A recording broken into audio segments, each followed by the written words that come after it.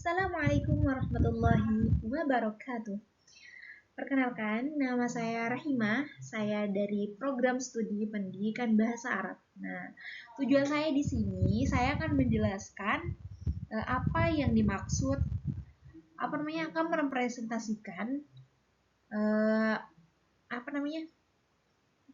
resume saya yang berjudul Makom dan Ahwal dalam Tasawuf. Nah, saya mengambil judul ini dari buku Akhlak Tasawuf yang ditulis oleh Zulfikli dan Jamaluddin. Gitu. Next.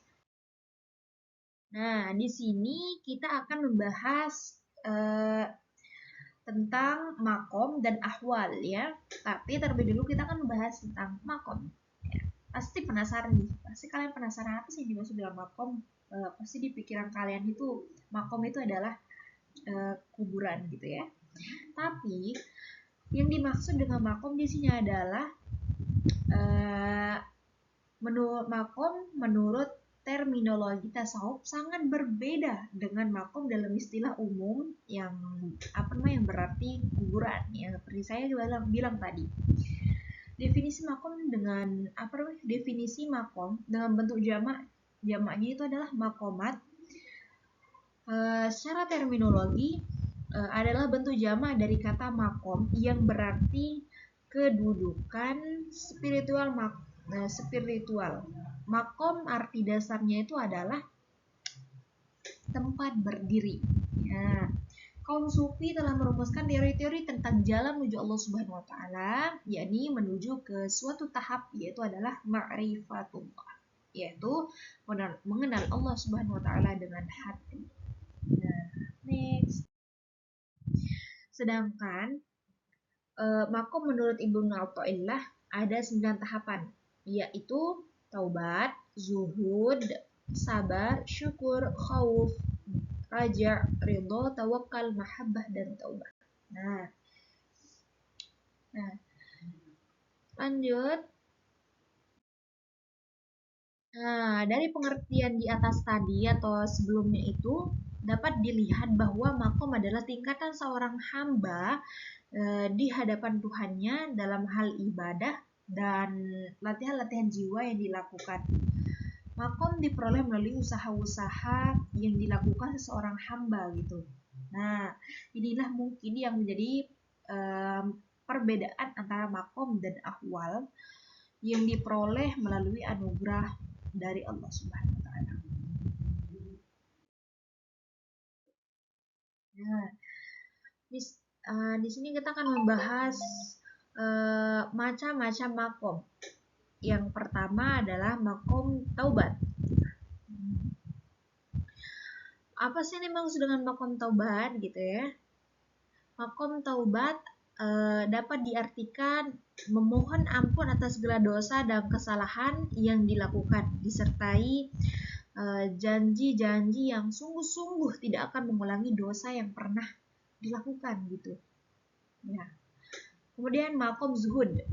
Makom zuhud adalah keteguhan jiwa, yaitu tidak merasa bahagia dengan kenikmatan dunia yang didapat dan tidak bersedih dan putus asa atas kenikmatan dunia yang didapatkan.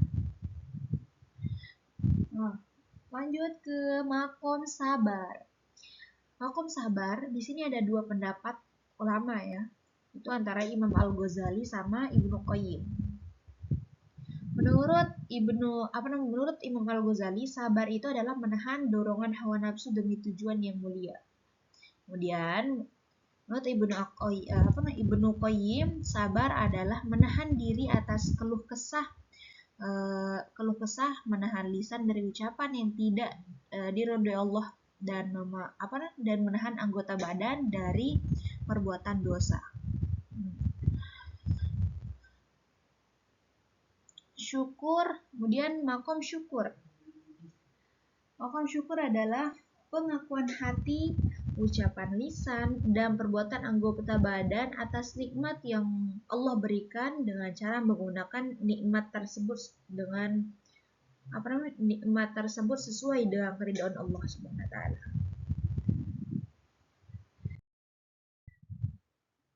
Baik.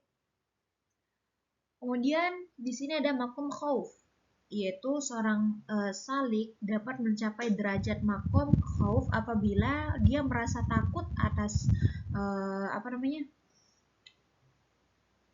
Atas sirnanya hal dan makomnya. Karena dia tahu bahwa Allah Subhanahu wa taala memiliki kepastian hukum dan berkehendak yang tidak dapat dicegah. Ketika Allah Subhanahu wa taala berkehendak untuk mencabut suatu makom dan hal yang ada pada diri salik gitu kan, seketika itu Allah Subhanahu wa taala akan mencabutnya gitu tanpa ada keraguan gitu ya. Namanya juga penguasa gitu. Kemudian di sini ada ridho dan tawakal. Ini adalah yang terakhir macam-macam makom. Di sini makom ridho dan tawakal tidak akan benar jika tanpa menanggalkan angan-angan Ibnu Athaillah. Ya. Bukan. Makom ridho dan tawakal tidak akan benar jika tanpa menanggalkan angan-angan. Ibnu Athaillah menyatakan bahwa angan-angan itu berarti bertentangan dengan tawakal, karena barang siapa yang telah berpasrah kepada Allah Subhanahu wa taala, dia akan menjadikannya menjadikan penuntunnya.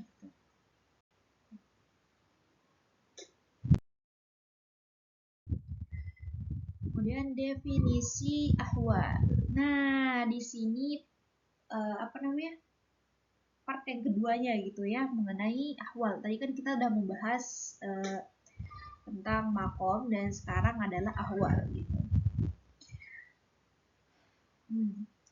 Ahwal adalah sesuatu kondisi jiwa yang diperoleh lewat kesucian hati.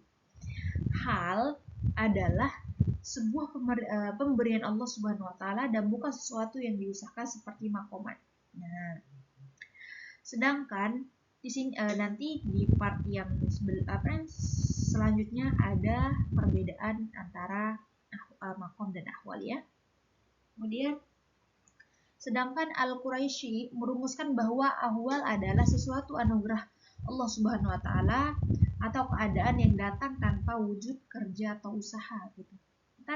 Nanti kita jelaskan lebih detail di part yang selanjutnya. Nah, ini kan perbedaan makomat dan ahwal gitu. Secara singkatnya ya, makomat adalah suatu tingkatan seseorang sufi atau hamba di hadapan Tuhannya dalam hal ibadah dan latihan-latihan jiwa yang dilakukan seperti yang sudah kita bahas tadi itu kan, atas dasar usaha yang dilakukan gitu.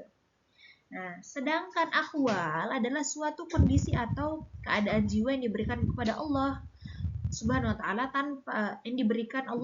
taala tanpa upaya seorang hamba yang bersangkutan. Jadi singkatnya, makomat itu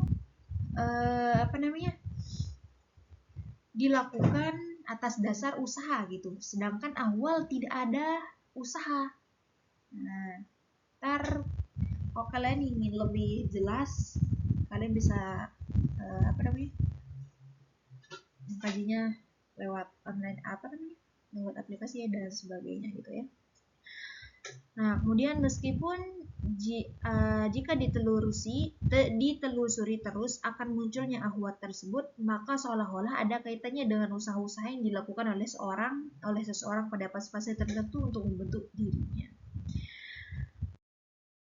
Nah, kesimpulan, makomat adalah tahapan-tahapan spiritual yang ditempuh hamba melalui usaha sesungguhnya seperti taubat, sabar, zuhud, tawakal, dan ridho. Sedangkan ahwal adalah keadilan batin yang Allah anugerahkan seperti mahabbah, khauf, raja, syauq, dan uns yang menjadi buah dari makomat tersebut. Baik, terima kasih yang untuk teman-teman yang sudah menonton sampai akhir gitu kan. Mungkin cuma ini aja presentasi dari saya, kurang lebihnya Saya mohon maaf gitu kan, karena yang sempurna bukan, karena yang sempurna hanya Allah. Kita udah itu aja. Nah, sekian dari saya. Assalamualaikum warahmatullahi wabarakatuh.